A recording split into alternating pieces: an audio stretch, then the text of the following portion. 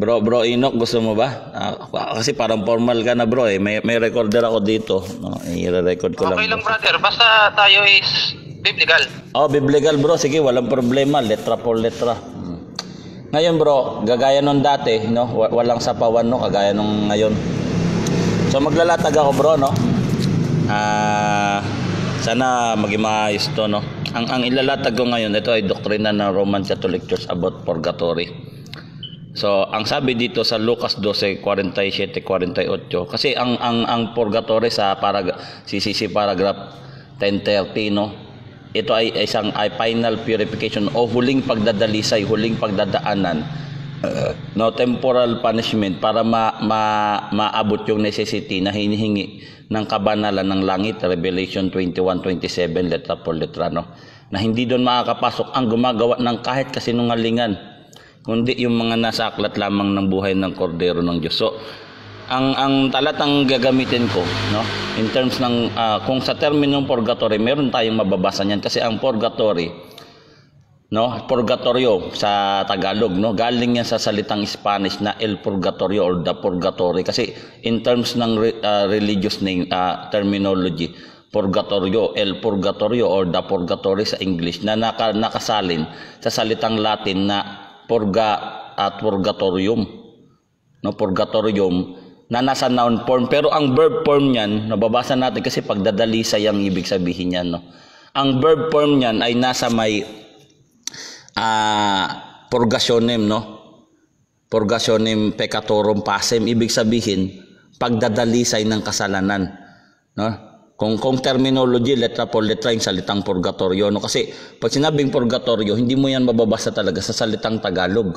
Kasi hindi yan isinalin ng mga translator na yung purgatorio o yung pagdadalisay, hindi nila isinalin yan na purgatorio sa Tagalog kasi galing yan sa salitang Spanish na na-adapt ng mga Pilipino. Pero yung verb form na purgationem, nakasulat yan na pag na-divert sa noun form as purgatorium sa Latin word.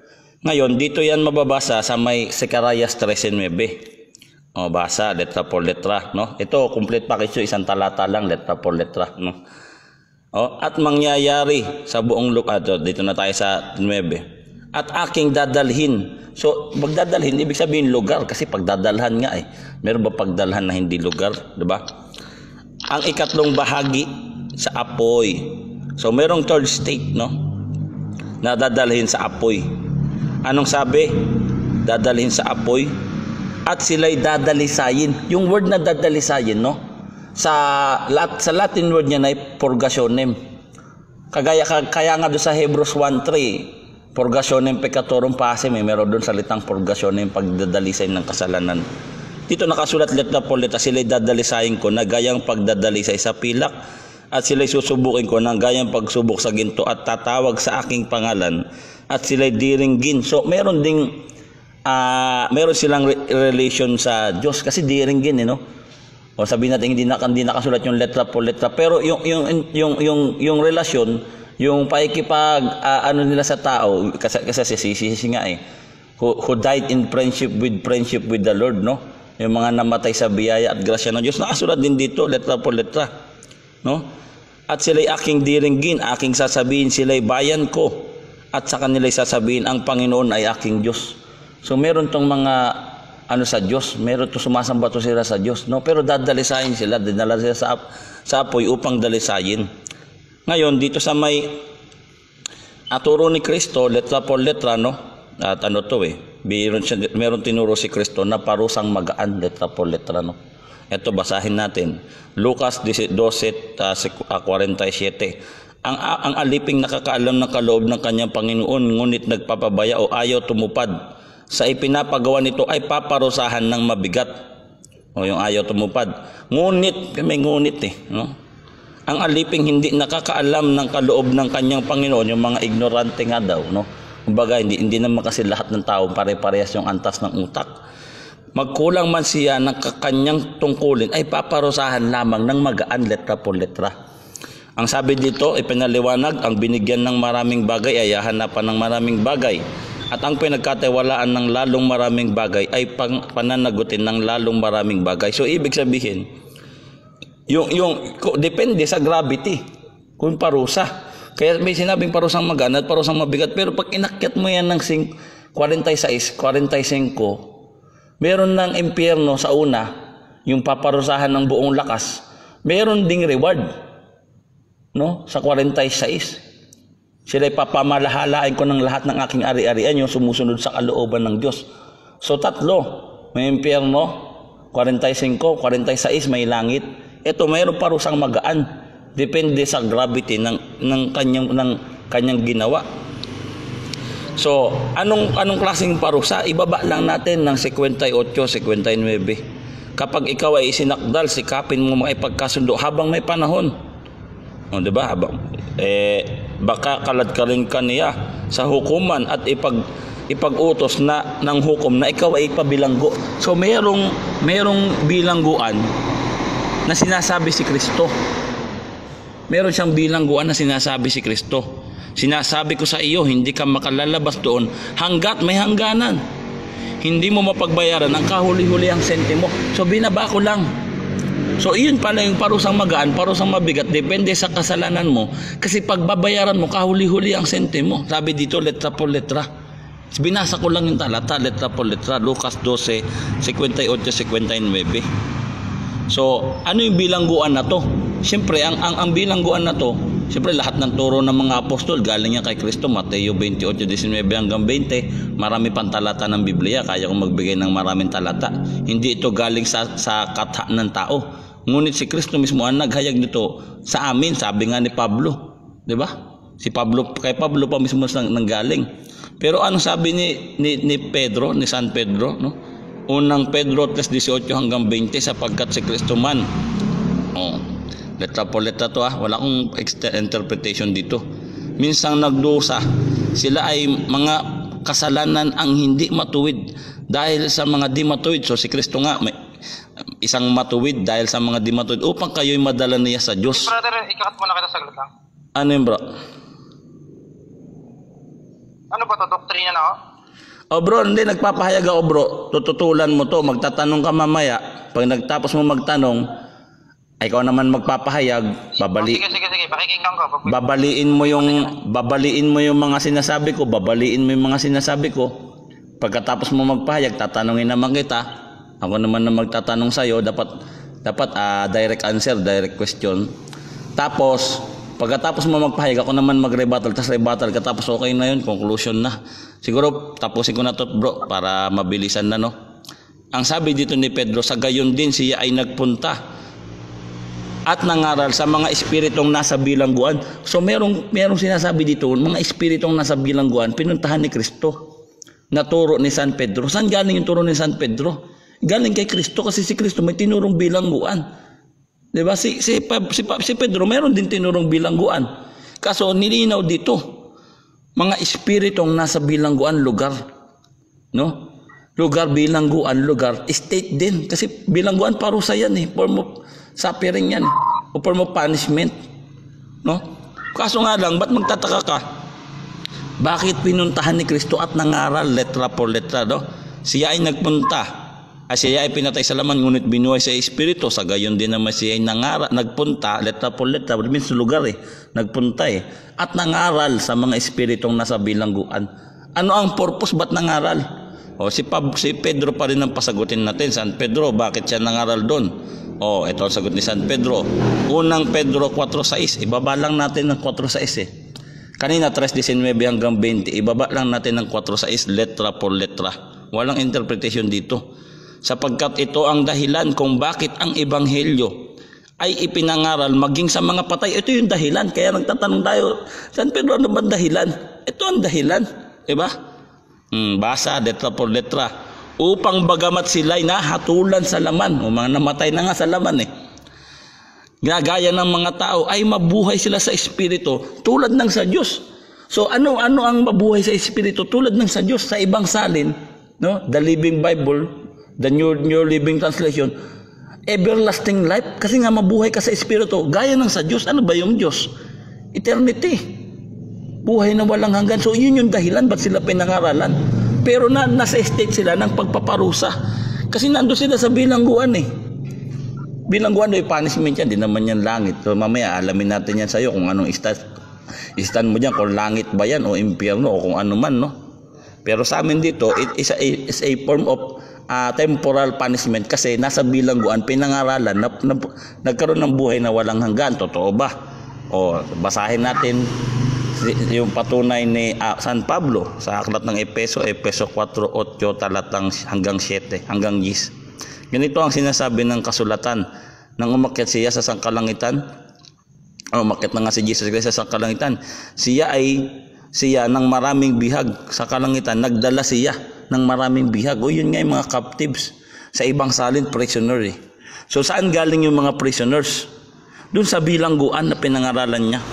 Letra po letra, saan niya dadalhin? Saan niya dadalhin? Ganito ang sinabi ng kasulatan, nang umakyat sila sa kalangitan. Nagdala siya ng maraming bihag at nagbigay ng kaloob sa mga tao, letra po letra. Sa baba, tinukoy si Kristo kasi anong ibig sabihin ng umakyat? Ang ibig sabihin niyan, bumaba muna siya sa kailalimang bahagi ng lupa. Kasi in terms ng Jewish cosmology, iba yung unawa nila sa cosmology, no? Form ng daigdig, no? Kaya ito yung pagkasulat dito. So nagdala siya ng maraming bihag. Ano yung bihag? Mga preso. Sa ibang salin, prisoners. Kaya nga nanggaling siya sa may, saan nanggaling si Kristo? Bumaba sa dakong kailaliman ng lupa eh. Saan ba siya nagpunta? Nasa espiritong, nasa bilangguan, nangaral. So nangaral siya doon, letra po letra.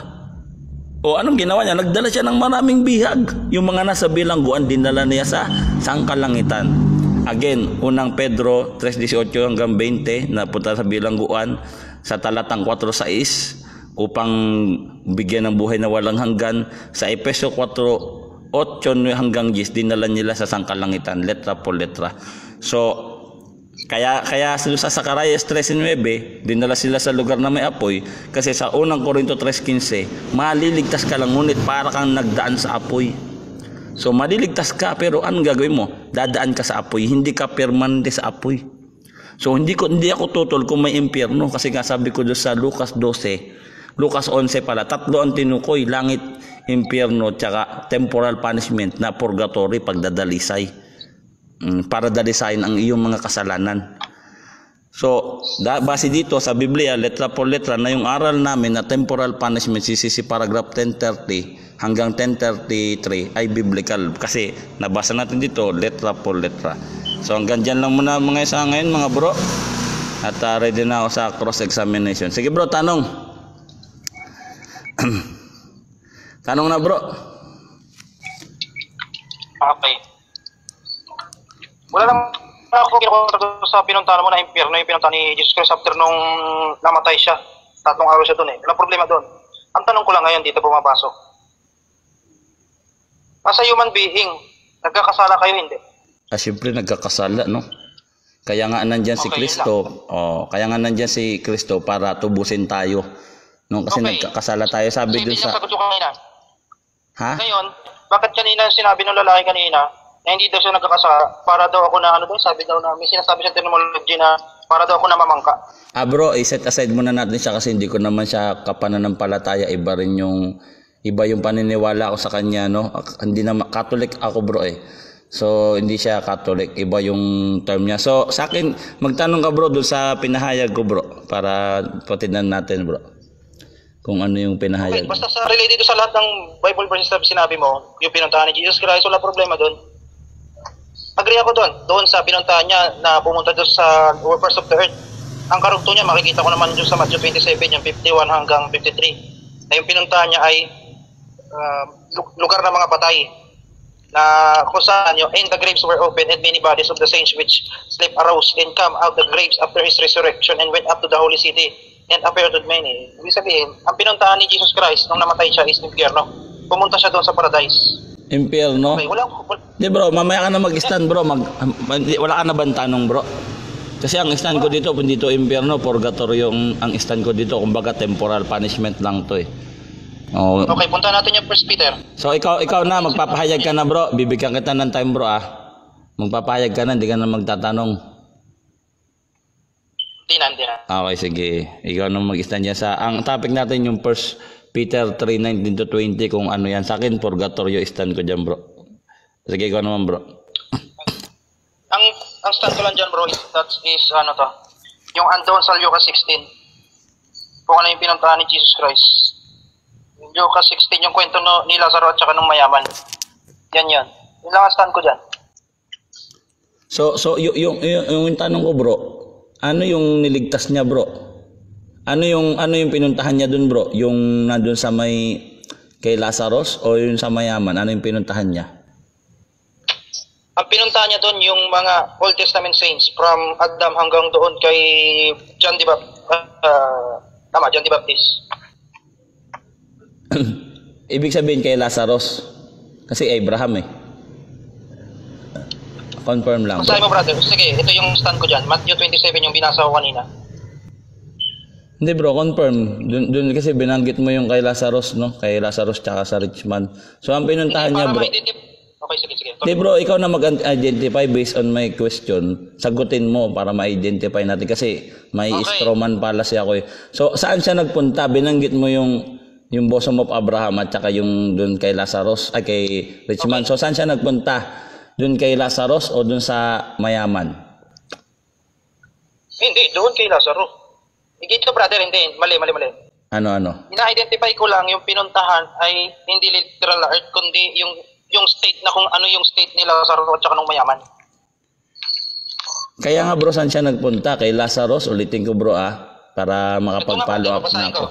Ito yung sagot ko dyan. Matthew 27, 51 hanggang 53. And behold, the veil of the temple was rent in twain from the top to the bottom, and the earth did quake, and the rocks rent, and the graves were opened, and many bodies of the saints which sleep rose and come out of the grave after his resurrection into the holy city and appeared unto many. Yan yung stand ko dyan. Ulitin ko, bro, no? Doon binanggit mo kasi yung Lucas 16, kung di ako nagama sa 16 yan, no? Asan doon yung pinuntahan niya, bro? Yung kay Lazarus na pulube o doon sa rich man? Pili ka doon, bro. Wala akong problema dyan, bro, sa binasa mo. Dito tayo sa isang verse na nabanggit mo. Pili ka. Hindi, brother, para ma-identify ko lang yung state na pinuntahan ni Jesus Christ nung namatay siya. Kasi yan yung state nun eh. Kasi na-identify mo sa kwansa, di ba? Sabi mo, purgatory. Kaya nga, bro, dito nga tayo sa isang sa Lucas 16. Pipili ka lang, bro, eh. So, sabi mo, may kinalaman yan dyan, yan. So, saan sa dalawa? Doon sa rich man, sa makasalanan, o kay Lazarus na pulube? Doon, ang purpose, bro, nag-preach siya. Wala akong problema doon. Nasa Ephesians yan. Ito, babasahin pa natin. Sa Ephesians 4 ba yun? Ito, confirm ko lang. Okay. Yung wherefore he said, and he ascended upon high, and he left captivity captive in gifts of the men. Now that he ascended, what is it? But he also descended first into the lower parts. Ibig sabihin, ito yung nagpunta siya sa ilalim ng lupa. Papunta ako sa 1 Peter 3. Okay, ito yung ginawa niya doon. For Christ also had once suffered for sin, that's just the just for the unjust, that he might bring us unto God, being put into the flesh, but quickened by the Spirit, by which also he went and preached unto the Spirit in faith. So, ibig sabihin, nag-preach siya doon. Napapunta ako sa Isaiah 61, kung ano yung preaching na ginawa niya. Isaiah 61:1. Wait. Ito yung ginawa niya doon. And the Spirit of the Lord God is upon me, because the Lord had anointed me to preach tidings unto the meek. He had sent me to bind up the brokenhearted, to proclaim liberty to the captives, and the opening of the prison to them that are bound. Yan yung stand ko dyan, brother. Ibig sabihin, nagpunta siya doon sa prison, hindi doon sa mga andoon. Hindi siya nagpunta doon, hindi sa mayaman, kung hindi doon sa mga Old Testament saints. So, yun nga, bro. Nasagot mo na, bro, no? Gusto ko kasi, bro, ganito, direct answer, bar. So, ang sagot mo dyan, yung nagpunta siya dun kay Lazarus, no? So, sunod na tanong ko, bro. Si Lazarus ba, bro?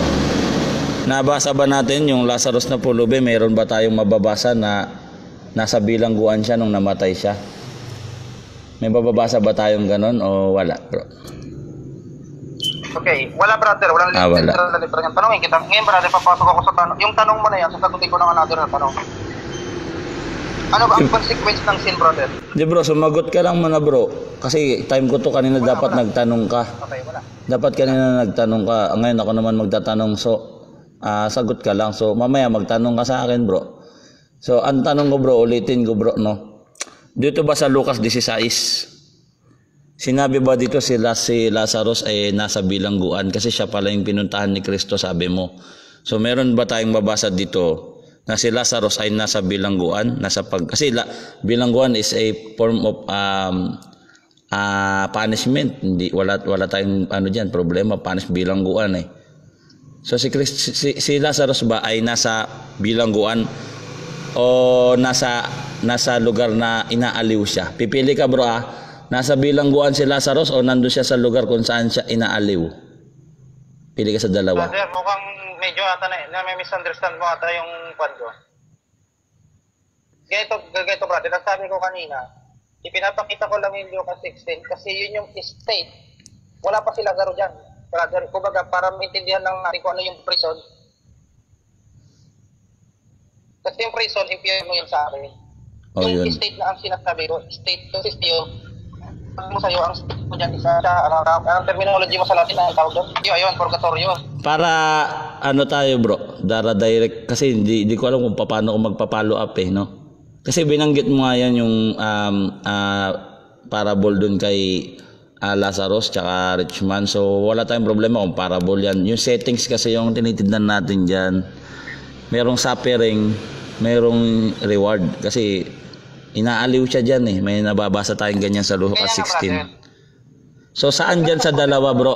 Pili ka muna bro para matapos na yung unang tanong bro. Para makapag-follow up ako. Ito yung first part sa tanong mo tsaka yung second part. Pili ka bro, pumili ka. Kaya nga brother, hindi kasi ako direct sumagot kasi ako sa Bible ang pinapasagot ko.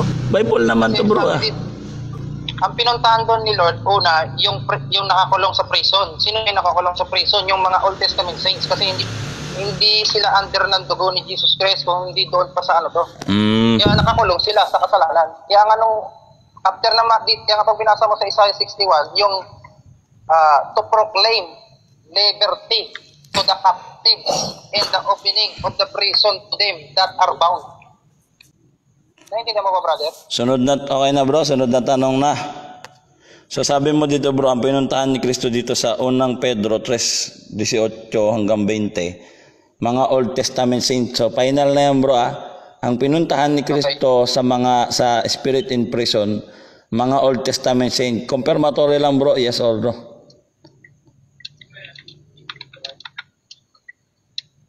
Yes. Okay. Sunod na tanong bro. Babasahin ko yung talata bro, kung ano yung pinuntahan niya. Kasi letra po letra bro, hindi ako nagbabisa unawa. Sa gayon din siya ay pumunta, malinaw to bro, pumunta at nangaral sa mga espiritong nasa bilangguan. So yung mga espiritong nasa bilangguan na noon ay mga suwail. So ang nakasulat dito bro, ano ang nakasulat dito bro? Ano yung nabasa natin letra po letra? Yung mga nasa bilangguan ba ay mga saints o mga suwail? Pili ka. Wala naman akong contradictory sa binabasa. Suwail. So, yung mga saints ba bro, no? Mga saints ba bro? Kasama ba doon si Noe? Sa Old Testament saints? Yes, lahat naman po sila. Mula kay Adan niya po hanggang kay Juan niya po hanggang kay John the Baptist. Okay. Sa mga Old Testament saints, kasama si Noe. Si Noe ba bro, kasama sa suwail dito? Sa unang Pedro 3:18 hanggang 20. Kasama. Kaya nga po yung follow-up. Kaya nga brother, ipinapollow up ko sa iyo yung Matthew 27. Teka muna bro, dito muna tayo. Huwag ka muna tumawid bro. Dito lang tayo bro. Si Noe ba bro, na saints, kasama bang tinukoy dito na suwail? Yes, brother. Based sa Matthew 27, 51 hanggang 52. Suwail, no? Suwail, okay. Dito lang tayo, bro. Na noon ay mga suwail, o may mga espiritong pinunta niya, mga suwail, na nang ang Diyos ay matyagang naghihintay na noong mga araw ni Noe, nabanggit si Noe, Old Testament saint, habang ginagawa ang daong, na noon ay kakaunti lamang, sa makatuwid ay 8 kaluluwa lamang ang naligtas. So di ba bro, yung mga hindi naligtas to sa barko, hindi kasama si Noe dito bro, di ba? Yung mga suwail, hindi kasama si Noe kasi kasi naligtas naman si Noe, kasama siya sa 8 naligtas. Yes or no? Agree ako dyan. So ibig sabihin bro, conclusion ko, kung tatanggapin mo, yung mga suwail dito, hindi kasama si Noe. Kasama sa Suwail lahat na sinabi ko nga ulit sinabi ko. Mula Adam hanggang dyan, di ba? Ngayon, ang follow-up question ko. Sino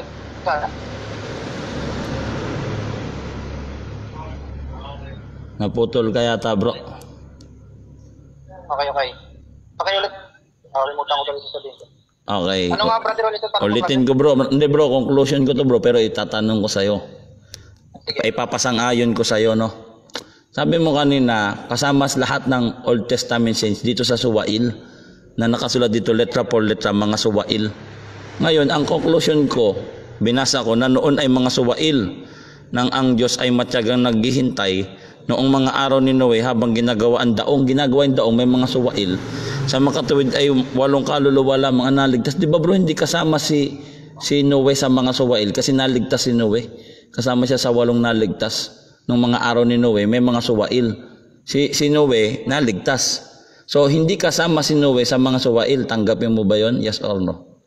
Dito sa talata. Dahil na ako bro, na si Kwan ay under ng grace. Teka muna bro, sagutin mo muna. Kasi cross-examination to eh. Mamaya ka na mag-conclusion pag time mo na. Kunyari, time mo na. Magpapaliwanag, magdalatag. Okay, pakirepeat ulit ang tanong mo. Para medyo malinaw sa akin. Ulitin natin. Last yan.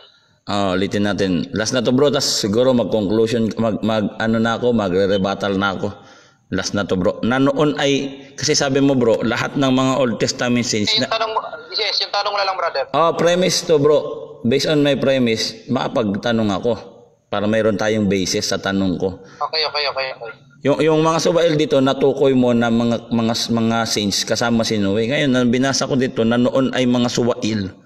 Nang ang Diyos ay matyagang naghihintay na noong mga araw ni Noe, habang ginagawa ang daong, na noon na isa kakaunti sa makatuwid 8 kaluluwa lamang ang nangaligtas sa pamamagitan ng tubig. Itinukoy kasi sa talatang baba, bautismo yung barko dito, no. So wala dun yung topic. So yung mga Suwail hindi kasama do si Noe kasi si Noe naligtas, 'di ba? Time ni Noe kasi to bro, na noong mga kapanahunan ni Noe. So yung mga Suwail bro, hindi kasama si Noe dito pala. Tama ba? Letra por letra. Mali. Yung sa binasa mong verse, wala akong problema. Pero yung the way na ini-interpret mo siya, mali. Di bro, wala akong interpretation bro. Babasahin na lang natin, sige. 668 brother, pakibasa. Dito lang muna tayo, huwag ka munang lumipat bro. Noah found grace in the eyes of the Lord. Mamaya bro, mag-stand ka bro. Hindi brother, nag-stand ka dyan brother. Yung sagot ko ngayon, based sa Genesis 6:8. Hindi kasi bro, ang tanong ko ito bro unang Pedro 3:20. Sabi mo kasi, yung mga Suwail dito, mga Old Testament, sinama ko ngayon, tinanong ko, kasama si Noe, sabi mo yes, mula kay Adam hanggang dire-diretso, hanggang siguro. Yes, agree ako dyan. Yan yung sagot ko. Ngayon, mula kay Adam hanggang doon kay John the Baptist. Ngayon, ang sabi dito na noon ay mga Suwail, noon, sabihin dati, na ang Diyos ay matyagang naghihintay, na noong mga araw, kapanahonan ni Noe. So, yung mga araw ni Noe, merong mga Suwail.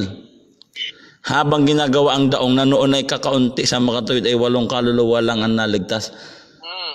So, yung mga Suwail ba bro, kasama ba doon si Noe na tinukoy dito? Ibig sabihin, Suwail din pala si Noe. Dito sa talata. At sa talatang unang Pedro 3:20, wala kong interpretasyon bro. Tanong to, kasama ba si Noe sa Suwail dito sa talata na to?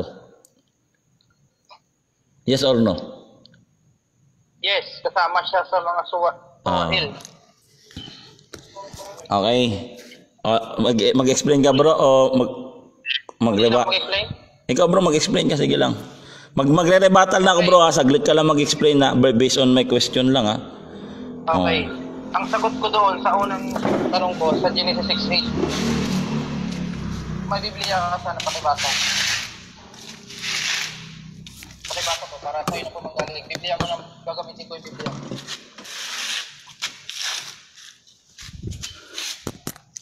So okay na bro, no? Sagot ka na. So ako naman bro, magre-rebuttal na ako bro, no? Para tuloy-tuloy tayo dito. So ang rebuttal ko, kasi nakapag-stand ako kanina, nag-stand ako, nilatag ko yung mga talata ko, mga talatang binasa ko kasi sabi mo Bible tayo eh. So nilatag ko yung mga talata. So mag-rebuttal na ako bro, siguro 5 minutes lang, 5 minutes siguro matatapos ako ng 1:40. So based on my presentation, so wala kang tutol. So, tinanggap mo lahat ng mga binasa ko, sabi mo kanina. So isa yan sa point. Yung binasa mo, brother. Bro, sige lang bro. Mamaya ka na bro. Mag-conclusion mo na ako bro. Sige, sorry. Para dire-diretso na ako, para dire-diretso na yung latag ko. Pangalawang puntos ko, no, sinabi mo na kasi ayaw mong tanggapin yung term na purgatory, diniin ko purgatory to kasi meron ako nabasa na pagdadalisay na kung saan dadalhin ka sa apoy na para kadalisay. Ito nga yun, tinukoy ko na ito yung bilangguan, no, ng mga kaluluwa. Kasi bakit ko nasabing hindi to impyerno? Sa impyerno hindi ka na dun makalalabas, una sa lahat, no. At saka hiwalay ka na sa biyaya at grasya ng Diyos. Saan natin yan mababasa? Nasa Thessalonica yan eh. Nasa aklat yan ng Thessalonica, no? Na sila may hiwalay sa biyaya at presensya ng Diyos, no? Buong bigat silang parurusahan. Sasabihin pa ni Kristo, kapahamakan eh, no? Kumbaga, hindi lang temporal punishment, kumbaga, ikalawang kamatayan pa yan kung sa lake of fire pa, no? Hindi yan sa akin impyerno. Kasi pag sinabing impyerno ay hindi ka na doon makakalis, no? Tapos nag-view tayo kung kasi binanggit mo yung parable ni Luke doon sa Lucas 16, doon sa parable doon kay Lazarus. So pinapili kita sa dalawa. So ang napili mo, di ko alam, hell, no? O ano yata kay Lazarus. Yun, tama. Ang napili mo yung kay Lazarus. No, una sa lahat, pag binasa natin yung kay Lazarus, wala naman si Lazarus na hindi siya napunta sa bilangguan eh. No? Tingnan mo, basahin natin yung Lucas 16. Oh. Ito Lucas 16 talatang Lucas 16 talatang 22. At nangyari, namatay ang pulubi at siya'y dinala ng mga anghel sa kandungan ni Abraham. Hindi siya napunta sa bilangguan. Walang sinabi dito bilangguan. Na namatay din naman ang mayaman. Yung mayaman baka pa. At mula sa hadis ng kanyang pinagdurusahan ay tumingala siya at nakita niya sa malayo. Malayo niya nakita, bro. Sa malayo si Abraham at si Lazarus, kanyang kandungan. So siya'y sumisigaw at sinabi. So naghihirap dito si Lazarus. Pero tutol din ako na napunta rin siya dun sa mayaman. Kasi dalawa lang ang namatay dito. Hindi tatlo ang namatay dito eh. So kung dalawa lang ang namatay si Lazarus, namatay ang mayaman, hindi sinabi dito yung ikatlong estate. Na nandito sa binanggit ko kanina sa Karayas 13:9 na ang ikatlong bahagi ay dadalhin ko sa apoy upang dalisayin. Na mention din sa Lucas 11 na meron ding ikatlo kasi Lucas 11:40, no? Parang conclusion, parang hindi naman to rebuttal gano bro eh. Actually parang ano pa rin to, no? Paglilinaw lang sa first presentation ko, no? Dito sa Lucas 11:45 46, subalit sinabi sa kanya, Lucas 11 ba yun? Lucas 12 at Lucas 12 pala, hindi pala Lucas 11. Lucas 12 ito. Subalit kung sasabihin ng alipin iyon kanyang sa sarili, matatagalan pa ang pagdating ng kanyang Panginoon. So dito sa 46. Ang Panginoon ng aliping iyon ay darating sa araw na hindi niya inaasahan. Sa oras na hindi niya nalalaman, siya ay pagpuputol-putulin at isasama sa mga hindi dapat. So, impyerno to. Pagpuputol-putulin ka eh. No? Sa MBB translation, buong bigat na parurusahan, buong bigat. Pero tingnan na natin sa 47 o 46, ang Panginoon ng aliping iyon ay darating sa araw na hindi niya inaasahan at sa oras na hindi niya inaasahan. So yun nga, yung pagpuputol-putulin. Pero sa talatang 47, at ang aliping nakakaalam ng kalooban ng kanyang Panginoon. Ngunit yung langit pala dito, nandito sa 44, 43, mapalad ang aliping iyon na maturuan, maratnan ng kanyang Panginoon, gayon ang ginagawa. Tunay na sinasabi ko sa iyo, kanyang ikakatiwala ko sa iyo ang lahat ng niyang ari-arian. So langit to, ipagpagkatiwala sa kanya lahat ng ari-arian eh. Sa 45, 46, impyerno, pagpuputol-putulin. Pero yung ikatlong bahagi, meron yung paparusahan ka ng magaan at mabigat, depende sa kaso ng iyong kasalanan, na tinawag na bilangguan sa 59, 58. So kung sakaling magtanong ka dito kung Diyos ba ang huhukom dito, yes ang sagot ko dyan, letra por letra ito. Kasi ang palusot ng iba dito, yung bilangguan kung saan pagbabayaran mo lahat ng kasalanan mo hanggang sa kahuli-huli ang kusing, means kasalanan, wala ka naman ibang pagbayaran sa Diyos kundi yung kasalanan. Ganyan din ang hukom ng Diyos. Basahin natin dito sa sa Mateo, Mateo 5, Mateo 5, Mateo 18, 33 hanggang 37. Sa galit ng hari, siya ay ipinabilanggo hanggang mapagbayaran niya ang lahat ng kanyang mga utang. So merong pinabilanggo hanggang mapagbayaran ang kanyang lahat ng mga utang, letra por letra. Wala nang paliwanag yan, ang linaw na. Na rin yan, sariling paliwanag na rin yan ng letra por letra. Anong sinong hukom dito? Gayon din ang gagawin sa inyo ng aking Ama na nasa langit. Pag hindi ninyo pinatawad ng buong puso ang inyong mga kapatid, kita mo yung parusa, kailangan hindi niya pinatawad ng buong puso yung kanyang kapatid. Ayun lang yung kasalanan, binyan lang. Pero anong ginawa? Pinabilanggo pa rin hanggang mapagbayaran ng kanyang mga kasalanan. Ito, Panginoon na niya to. Ganon din ang gagawin sa inyo ng aking Panginoon na nasa langit. Mga Kristiyano na rin to. Kasi may Panginoon tinuturuan na sila ni Kristo. So yun nga yung forgiveness of the sins. Kasi kung walang forgiveness of the sins, lahat tayo mapunta ng impyerno. Yun yung essence ng purgatory. Kasi tinubos tayo ng dugo ni Kristo Unang Pedro 3:18, siya ay namatay para sa mga makasalanan, isang hindi makasalanan para makasalanan. At gayon din sa espiritong kalagayan, sila ay nagpunta sa mga espiritong nasa bilangguan at nangaral. Ang pinangaral niya ay Ebanghelyo. Anong mababasa? Letra po letra. Sa aklat din ng Pedro, Unang Pedro 4:6, Ebanghelyo ang pinangaral niya po upang yung mga patay ang pinangaralan niya dito, letra po letra, sapagkat ito ang dahilan kung bakit ang Ebanghelyo ay pinapangaral maging sa mga patay. So mga namatay na yung mga patay na yung pinangaralan niya, mga pinatay sa laman, no? Kaya nga nahatulan sa laman gaya ng mga tao na buhay sa espiritu tulad ng sa Diyos. So yung Ebanghelyo niya, merong Ebanghelyo yung ipinangaral niya sa mga namatay, kahit walang nakasulat dito sa Unang Pedro 3:18 hanggang 20. Nakasulat naman sa 4:6 na Ebanghelyo yun. Na mga suwail yun, hindi mga saints. Tututol ako sa saints kasi wala naman nakalagay dito santo. Kasi mga suwail to time ni Noe, mga makukulit to, yung mga hindi naniniwala kay Noe, pinagtatawanan si Noe, gumagawa siya ng barko.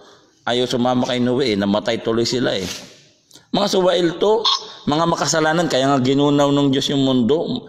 Papatayin ba sila ng Diyos sa baha kung hindi sila makasalanan? 'Di ba? Napaka naman ang awit 7:11. Ang Diyos ay hukom na matuwid, letra po letra yan. So pinatay sila sa baha kasi makasalanan sila, iyon yung hukom sa kanila ng Diyos. Pero pinangaralan sila ng Ebanghelyo. Pinangaralan sila ng Ebanghelyo. Anong nangyari? Efeso 4:8 hanggang 10, napunta sila ng langit. So, nagpunta ba sila ng impyerno? Hindi. Nagpunta sila sa temporal punishment kung saan maligtas ka, magdaan ka sa apoy. Unang Korinto 3:15, Sicarayas 13:9, letra po letra, sa Bible yan. No? Kasi sa CCC namin, based on scripture teaching cleansing fire. No? Yung sinabi rin ng CCC namin, ibig sabihin yung aral din na to, biblical, sabi nila. Na nagtuturo ng pagdadalisay sa apoy, temporal punishment. So bakit kailangan mo ng temporal punishment para maano mo yung holiness necessity ng langit? Kasi sa Apokalipsis 21:27, kahit may katiting ng kasalanan, hindi ka pa rin makapasok ng langit. Ayun nga yung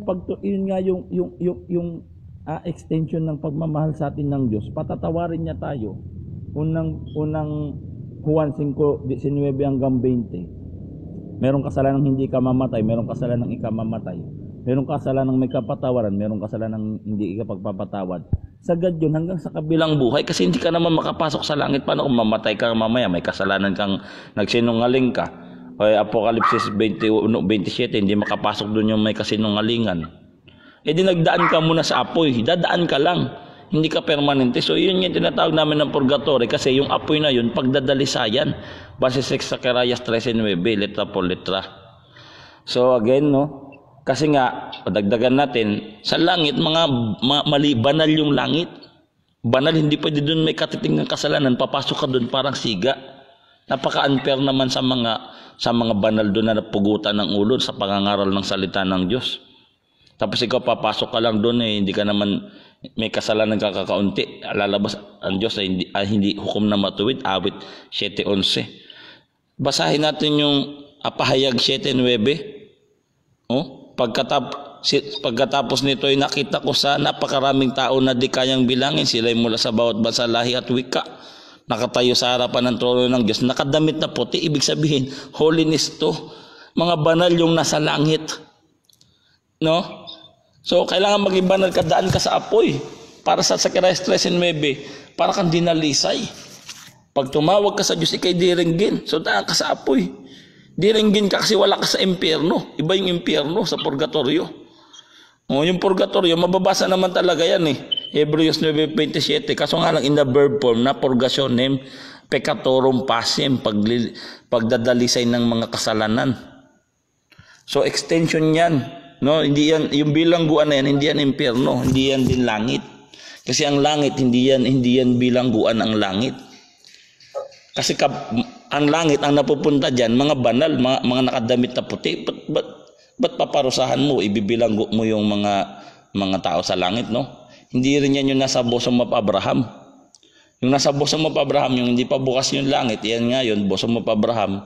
No? Wala naman na tutol kung isinama rin sila papuntang langit, si Lazarus. Pero tututol ako kung kay Lazarus talaga siya nagpunta, direct na binanggit dito sa Mateo, sa Lucas 1 Pedro 3:18 hanggang 20. Doon ako tututol. Kung kay Lazarus lang siya nagpunta, ibang verse yun na nagpunta rin siya doon. Pero ibang verse din, iba tong verse na tinutukoy dito sa 1 Pedro 3:18 hanggang 20. Kasi mga suwail to, mga namatay sa panahon ni Noe. 'Di ba? Malinaw to, letra po letra Kasi kung mga santo to, sana hindi na lang isinama si Noe dito. Lahat na, pati si Noe. Kinumpir kay Noe yung mga suwail 'Di ba? Ibig sabihin si Noe hindi kasama sa suwail. Kinumpir yung mga suwail kay Noe. Kasi 8 kaluluwa lang yung naligtas. Ibig sabihin yung mga namatay sa panahon ni Noe, mga suwail sa time ni Noe, mga namatay yun.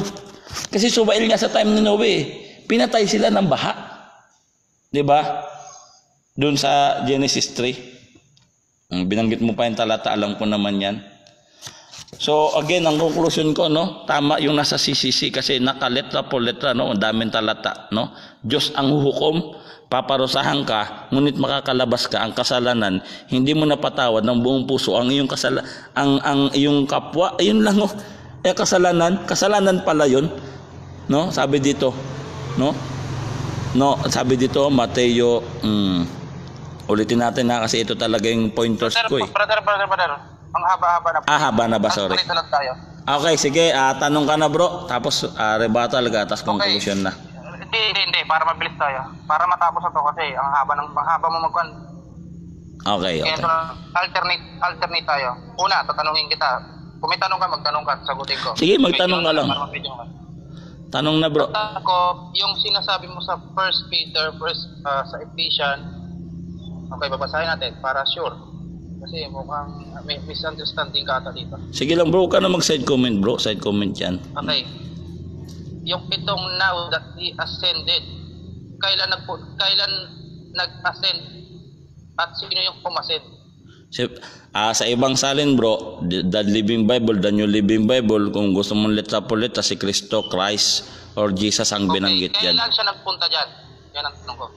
Kailan nagpunta? Basahin natin letra po letra. Ganito ang sabi ng kasulatan, nang umakyat siya sa kalangitan, nagdala siya ng maraming bihag. Nung umakyat sila sa kalangitan, umupo siya sa kanan ng Diyos, awit 111 hanggang 2, umupo siya sa kanan ng Diyos, no?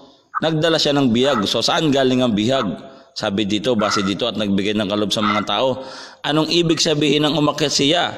Ang ibig sabihin ay bumaba muna siya sa kalalimang bahagi ng lupa. So bago siya umakyat bro sa langit bro, nagdala siya ng bihag. Bumaba siya. Okay, kinot mo pa yung 1 Peter 3, tama? Yes, kanina ko pa kinukot yan bro. Okay, nakita mo ba yung the word na being put to death in the flesh? Si Kristo yung namatay, ibig sabihin, Oo, ang si Kristo. kasunod niyan na verse dapat doon sa Matthew 27, brother. Kasi iyon ay... Hindi bro, tanong, ina-form ng pagtatanong bro, itanong mo para masagot ko, paano ko sasagutin kung... Okay, kasi mukhang may misunderstanding ka sa timeline. Tanong na bro. Tanong ka lang para... Timeline, brother. Bro, mamaya magre-rebat ka. Hindi, ganito bro, i-clear natin. Gusto ko, brother, attorney, para maliwanag. Hindi bro, ganito. Magtatanong ka ngayon, magtatanong. Pag wala ka na may tanong bro, magre-rebatal ka, papamalian mo lahat ng sinasabi ko. So sa ngayon bro, magtanong ka muna, tapos ipunin mo lahat ng maling sinabi ko, bago mo mamaya ibuhos sa rebatal. O, tanong na bro. Okay, ito, sige, makinig ka lang muna. Para, kasi mali ang... Hindi ka na magtatanong bro, magre-rebatal ka na ba? Kasi dito sa 1 Peter malinaw naman eh. Teka muna bro, bago ka mag-ano bro. Teka muna bro, magre-rebatal ka na ba bro? O magtatanong ka pa? Rebatal na. Magpapahayag ka na ba? Ano ba? Magtatanong o magpapahayag? Magiging conclusive ako. Sige, hindi na. Mag-mute muna ako bro Okay. Okay, sige. Okay, yung unang tanong mo doon, sinasabi mo kanina, yung doon kay Noah. Okay, sasagutin ko yon. Ang sagot doon, nasa Genesis 6:8 na, but Noah found grace in the eyes of the Lord. The word grace means awa. Ibig sabihin, awa yon. Hindi yun, ibig sabihin, he was saved by grace. Hinawaan lang siya. Okay. Okay. Sunod na tanong mo, yun doon sa 1 Peter 3. Magiging conclusive ngayon ako. Gusto ko makita mo yung timeline. Galing doon sa Ephesians, papunta sa, kinukunik mo siya sa 1 Peter 3:18 hanggang 19. Yung basahin ko lang yung part B. That he might bring us, mali. Okay, ito na. Being put to death in the flesh, but beginning in spirit. Ibig sabihin, nung pumunta si Jesus Christ, nung namatay siya sa cross, ito yung Matthew 27. Sino yung pinuntahan niya doon? Sa grave. Ito yun. Napakalinaw naman kasi. Jesus, when he had cried again with a loud voice, yielded up the ghost. Ibig sabihin, namatay siya. Ito yung pinuntahan niya. Sino ba yung mga pinuntahan niya doon? And behold, the veil of the temple was rent in twain from the top to the bottom. In the earth, bottom. Ibig sabihin, pinapatunayan lang to yung prison ay nasa ilalim ng earth. Nasa earth. Top to bottom. Okay. Did quake in the rocks rent. Yung grave na pinuntahan niya, yung prison, is lugar ng mga patay. And the graves were opened. And many bodies of the saints which slept arose and come out of the grave after his resurrection and went into the holy city, appeared unto many. Yan yung gusto ko makita sa timeline, bro. Ang dami ko kasi pinuntahan kanina kasi ang gusto ko kasi sa pag-uusap natin, sharing lang. Kung may tanong ka, sasagutin ko agad. Yun lang. May lakad na kasi ako bukas kaya puputulin ko na lang dito yung pan mo. Pero thank you sa sharing. God bless, God bless. So, saan nga pala dito yung bro? Sa Matthew 27, saan nga ulit dito bro? Yung tinutukoy mo? Matthew 27, 51, mula 50 hanggang 53. Yan ang Okay. kasunod na verses niyan. Yung binabasa mo sa 1 Peter. Mula sa Ephesians, 1 Peter at saka Matthew 27. Yan So ang ibig sabihin bro, para sa bro, yung kasunod ng 1 Peter 3:19, hindi 20 kundi Mateo 27:50. Anong 20 bro? Teka, Kasi babasahin ko. ulitin 1 Peter 3. Teka muna bro, ulitin natin. Sabi mo bro, ang kasunod ng Mateo ng unang Pedro 3:18 hanggang 9 hanggang 19 ay Matthew 27:50. Tama ba? Oh, Sige bro. yes. Kasi yan, may ang clue, yan na yung clue. For Christ, God once suffered for sin. The just for the unjust, that he may being put to death. Ibig sabihin, nung nagpunta sa dyan, nung namatay siya, yun ang kasunod yan. So ang sabi dito bro, nabuksan ang mga libingan at maraming katawan ng mga banal na natutulog ay bumangon at paglabas nila sa mga libingan pagkatapos ay sa kanya muling pagkabuhay ay pumasok sila sa banal na lungsod at nagpakita sa marami. So una sa tanong ko bro, yung do sa Efeso 4:8 hanggang 10 bro. Ito ba Yun yung 'yon? sinasabi ko Sila na ba yung umakyat na. tinutukoy? Sila? Ha? Sila ba yung tinutukoy na bihag doon? Efeso 4:8 hanggang 10? Yes. They are under, yung, kundi sila yung bihag ng kasalanan. O sunod Yung nga sabi, he that descended is also. sunod na tanong bro. Also that descended up far to heaven. Ibig sabihin, nagpunta siya doon, yung ito na yung authority, si Jesus Christ. Pero yung pinunta ng mga, kung saan sila natin ni Jesus Christ doon, sa sinasabi ko na Luke 16, na kung saan, sa lugar ni Lazaro. Kumbaga yung state ng soul nila, andun sila nung sa grave. Sunod na tanong bro. Yung sinasabi ko bro. Sunod na tanong bro. Meron ba dito ito premise pa lang to. Meron ba sinabi dito na bilangguan itong nasa mga banal? O natutulog lang sila? Nakabilanggo ba sila o mga nangatutulog lang? Ano na? Nakabilanggo ba sila dito? Yung mga banal dito?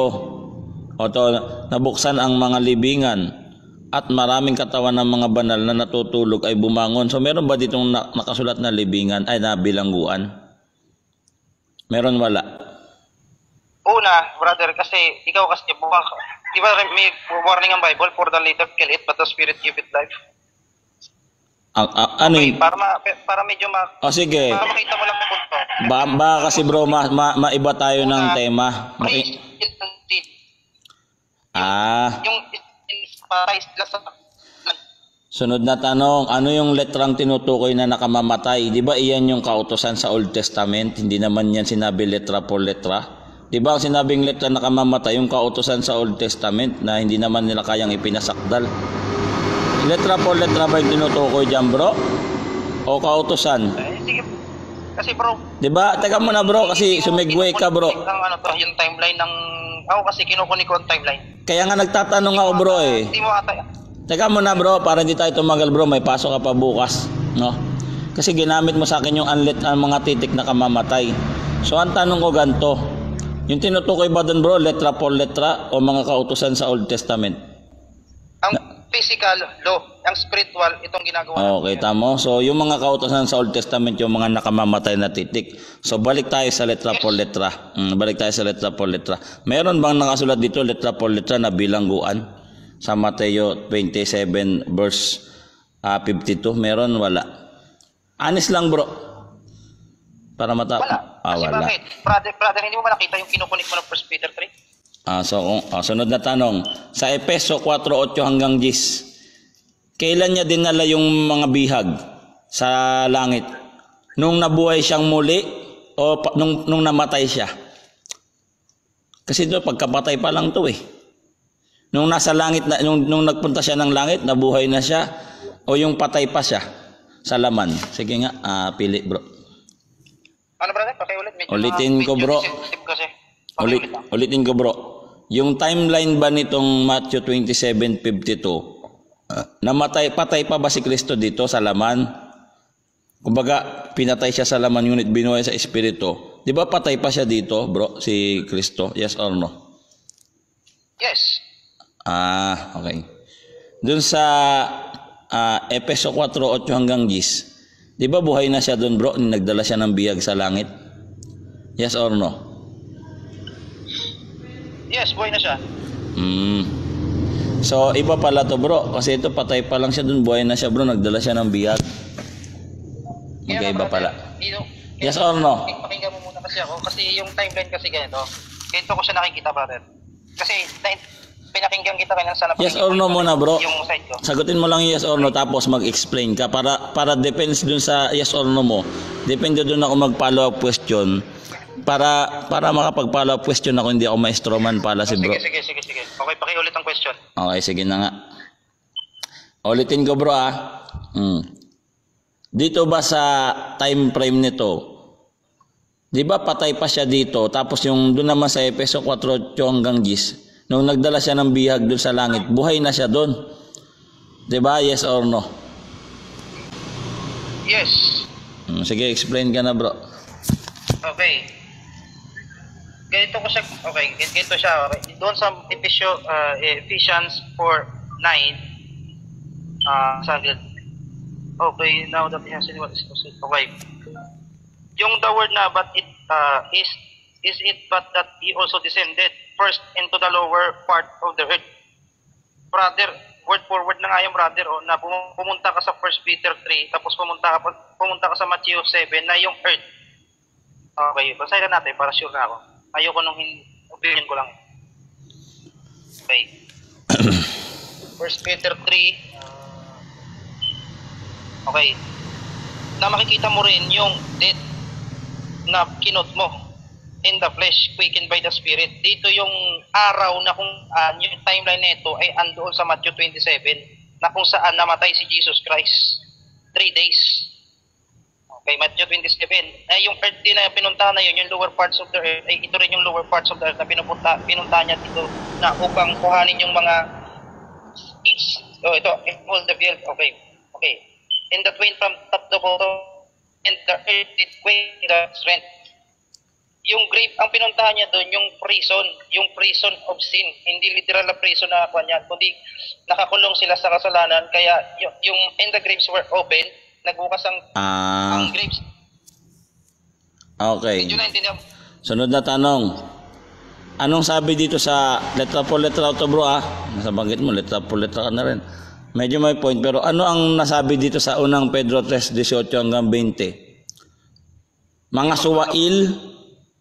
suwail o mga nakakulong sa kasalanan sa time ni Noe?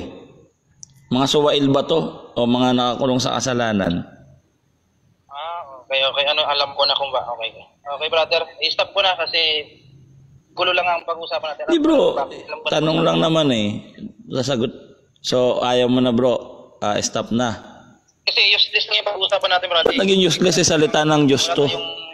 Wala tayong fundamental na hindi tayo magkakasundo. Hindi, may fundamental ako, bro. Catholic ako, bro. May sisisi kami. Hindi ako Roman Catholic, brother. Ako So, meron tayong yung John 14:6. Meron tayong Yun brother, yun na lang. fundamental belief. Meron. Kasi magkakagulo lang tayo.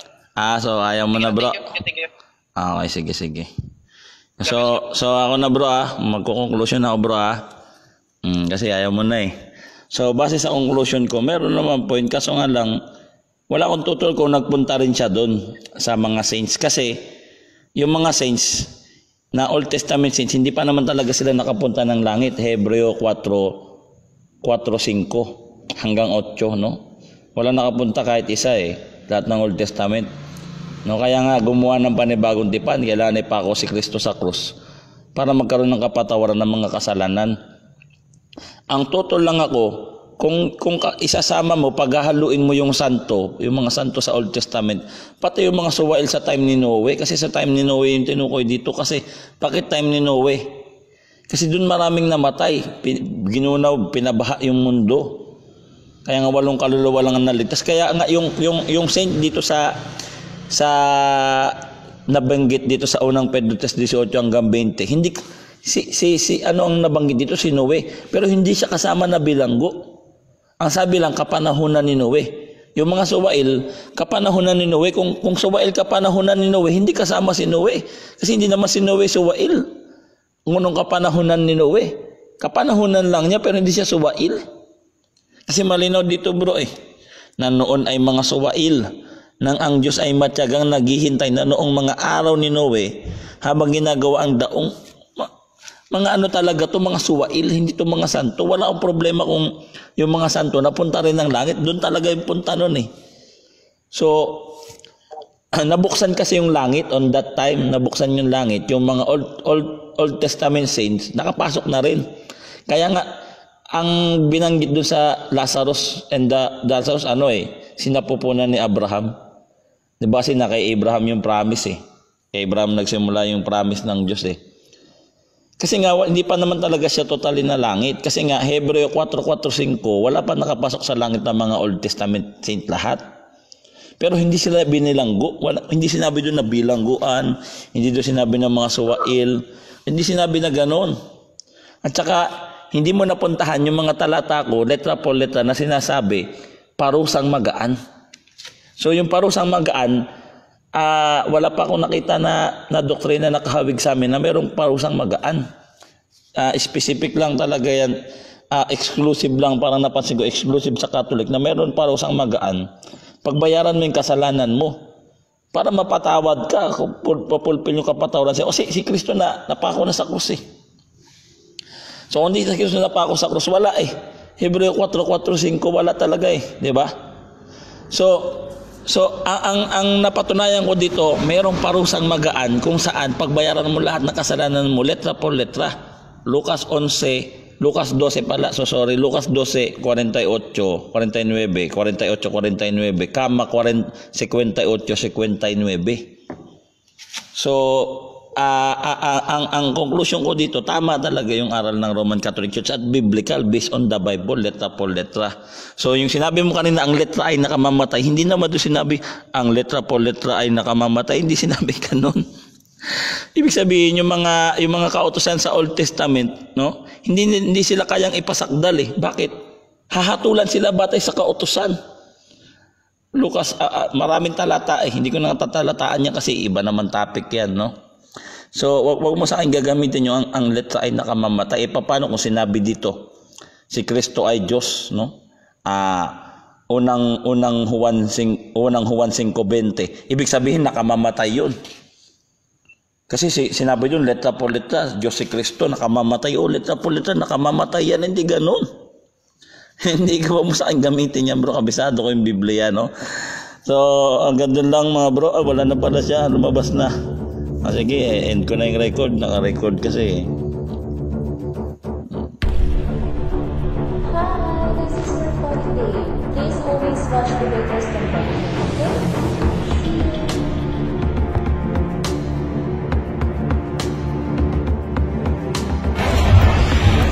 Hi, I'm Matilda, and you should watch the Debaters Convention.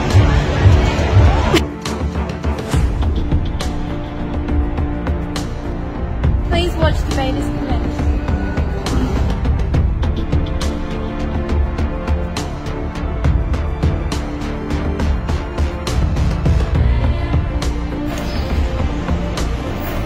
Hey guys, please watch the Debaters Convention. Take care guys, bye!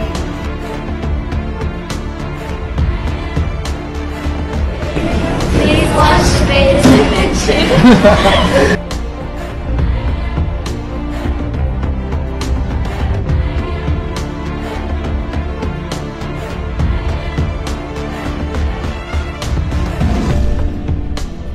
Kababayan na nandun sa Pilipinas at nasa iba't ibang parte ng mundo, please like and share Debaters Convention. Meron silang YouTube at meron po silang Facebook page. Ako po si Panasen. Please, pa-like and share